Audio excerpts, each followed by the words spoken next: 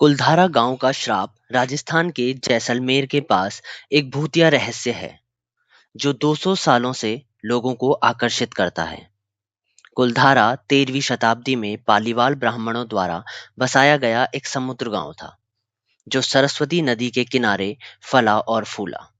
के लोग कुशल किसान और व्यापारी थे। सब चीज बहुत अच्छी चल रही थी, लेकिन 1825 में एक रात में पूरा गांव और उसके आसपास के 84 और गांव खाली हो जाते हैं। कोई नहीं जानता ये सब कहाँ चले गए। जैसलमेर के दीवान सलीम सिंह, जो अपनी क्रूरता और लालच के लिए कुख्यात था, गांव के मुखिया की खूबसूरत बेटी पर नजर डाल ली और उससे प्यार करने लगा। उसने मुखिया की बेटी से जबरन शादी की मांग की और शादी में आनाकानी दिखाने पर भारी टैक्स की धमकी दी। गांव वालों ने इसका विरोध किया, लेकिन राजा ने उनकी एक न सुनी। इसके बाद मुखिया ने पंचायत बुलाई और सबने मिलकर ये निर्णय लिया कि सभी 84 गांव के लोग एक रात में ही यहाँ से सब कुछ छोड़ छाड़ कर कहीं दूर चले जाएंगे। लेकिन जाते जाते राजा को एक श्राप दे गए। ये गांव कभी नहीं बसेगा और जो भी इसे बसाने की कोशिश करेगा वो मारा जाएगा।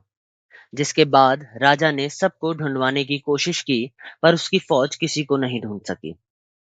श्राप के बाद कई लोग वहां गांव बसाने आए, लेकिन कभी भी वहां लोग बस नहीं पाए। उन्होंने बताया कि वहां अजीब अजीब आवाजें सुनाई देती हैं, रात के अंधेरे में छायाएं दिखाई देती हैं और अजीब अजीब रोने की आवाजें आती हैं, जिस वजह से लोग डर कर और दबाव महसूस करके वहां से भाग जाते हैं।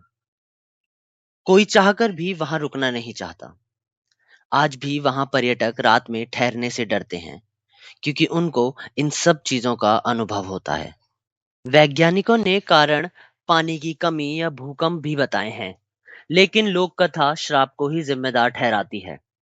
लोक कथाओं के अलावा इतिहासकार ये भी कहते हैं कि लोगों का यहाँ ना रहने का कारण पानी की कमी, सूखा या भूकंप जैसी घटनाएं हैं, जिनको वैज्ञानिक जिम्मेदार मानते हैं। गाँव के सारे कुएं एकदम सूख गए, सारी फसलें बर्बाद हो गई। 1825 से 1830 तक लोगों द्वारा गांव पूरी तरह छोड़ दिया गया, जिसका अंजाम ये रहा कि जनगणना में 1890 तक सिर्फ 37 लोग इस गांव में बचे रह गए थे।